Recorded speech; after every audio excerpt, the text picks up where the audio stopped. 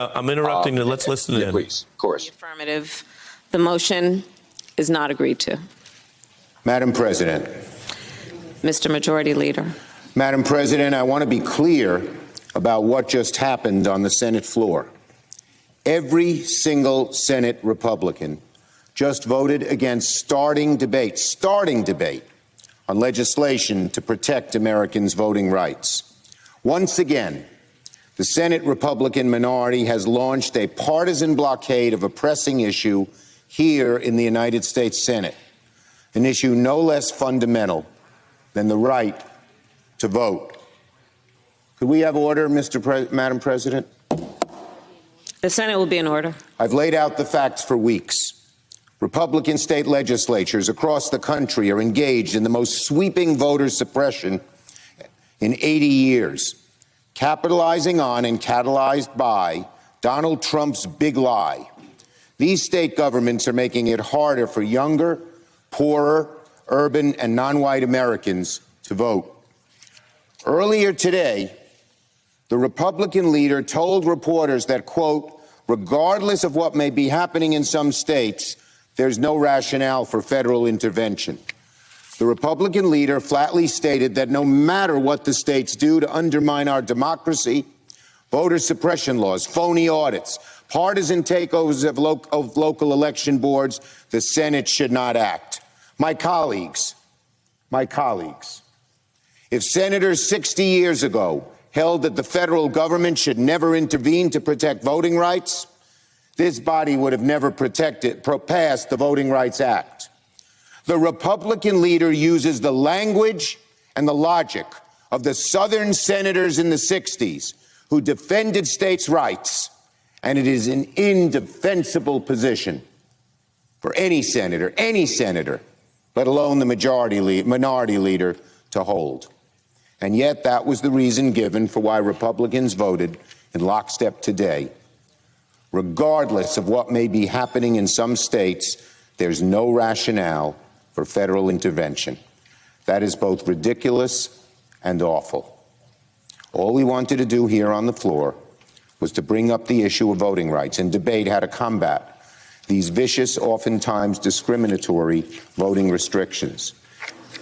And today, every single Democratic senator stood together in the fight to protect the right to vote in America. The Democratic Party in the Senate will always stand united to defend our democracy. I spoke with President Biden earlier this afternoon as well. He has been unshakable in his support of S1, and I want to thank the President and the Vice President for their efforts. But regrettably, our efforts were met by the unanimous opposition of the Senate minority. Once again, Senate Republicans have signed their names in the ledger of history alongside Donald Trump, the big lie, and voter suppression, to their enduring disgrace. This vote, I'm ashamed to say, is further evidence that voter suppression has become part of the official platform of the Republican Party. Now, Republican senators may have prevented us from having a debate on voting rights today, but I want to be very clear about one thing. The fight to protect voting rights is not over, by no means. In the fight for voting rights, this vote was the starting gun, not the finish line. Let me say that again. In the fight for voting rights, this vote was the starting gun, not the finish line. As many have noted, including my friend, Senator Warnock, this morning, when John Lewis was about to cross that bridge in Selma, he didn't know what waited for him on the other side. He didn't know how long his march would be, and his ultimate success was never guaranteed. But he started down that bridge anyway. Today, Democrats started our march to defend the voting rights of all Americans. It could be a long march, but it's one we are going to make.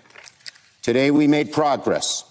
For the first time in this Congress, we got all 50 Democrats unified behind moving forward on a strong and comprehensive voting rights bill. And make no mistake about it, It will not be the last time that voting rights comes up for a debate in the Senate. Republicans may want to avoid the topic, hoping that their party's efforts to suppress votes and defend the big lie will go unnoticed. Democrats will not allow that. Democrats will never let this voter suppression be swept under the rug. We have several serious options for how to reconsider this issue and advance legislation to combat voter suppression. We are going to explore every last one of our options. We have to. Voting rights are too important, too fundamental. This concerns the very core of our democracy and what we are about as a nation. So we will not let it go. We will not let it die. This voter suppression cannot stand, and we are going to work tirelessly to see that it does not stand. I yield the floor.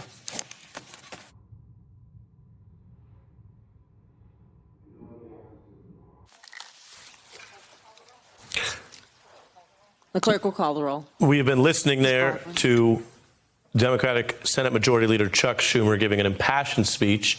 The Senate splitting there on this procedural vote on the voting rights bill, 50-50. Vice President Harris presiding over the important vote. We can see her chatting there, still up at the lectern.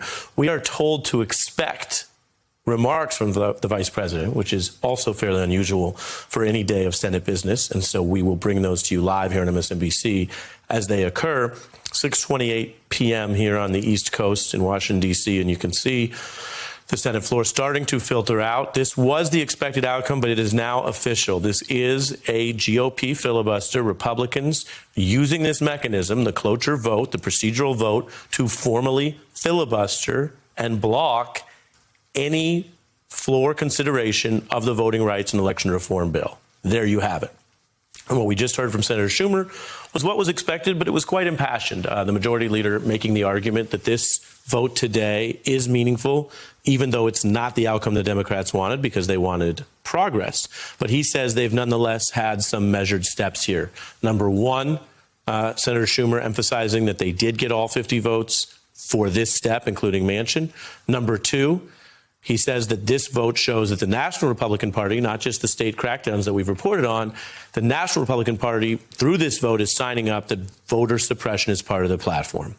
We're going to keep an eye on the floor where you see other senators now coming up to speak. We will bring you, as mentioned, the vice president's remarks, if, as expected, she makes them. I want to bring our panel back in, starting with Che. Well, let me do this. Let me start with Mark, who I'm realizing as a point of order I had to depart from, and then go to Che and the rest of the panel on reaction to Senator Schumer. But Mark, I will ask you to hold your other comments in the chamber, rhetorically, so to speak, and first give us your reaction to what we just heard and this breaking news from Senator Schumer. Well, I think Senator Schumer was accurate in everything he said, and he called out the Republican Party for what it is. Democrats, 50 Democrats represent 43 million more people than the 50 Republicans do. And this is a holdover from really the time of enslavement. Many of these senators represent places that don't have the same population, while the majority of people support this legislation. So this is not a democracy. This is a minority that is controlling this. And, you know, at the risk of making a controversial metaphor, I mean, we know what minority rule is, and there's a term for minority rule, and that's called apartheid. We fought against that as well. This is history made tonight, Ari, on your show. A minority of Americans, representing a minority of Americans, is doing all it can to prevent democracy and from the majority of people in this country voting, and we've got to do something about that. That's why we're in these streets. I totally agree with Senator Schumer. Something's going to have to be done. We just got to keep organizing and mobilizing, and people are going to have to continue to fight for their voting rights so we can have some semblance of democracy in America with what they're trying to take away. Let me take it quickly to Che and then Mara, and we are now getting advised the vice president will be coming out shortly, and we'll go right to that, as always, for the news when it happens. But briefly, Che, what argument did Senator Schumer make there, in your view? Yeah, I mean, he made the right argument But and he basically said so much for bipartisanship. You know, there has been nothing but an outstretched hand on the part of the Democrats. Joe Manchin has offered compromise solutions, taking out the voter ID provision, still allowing Republican legislators or Republican secretaries of state to purge voter rolls. I mean, these are tremendous concessions.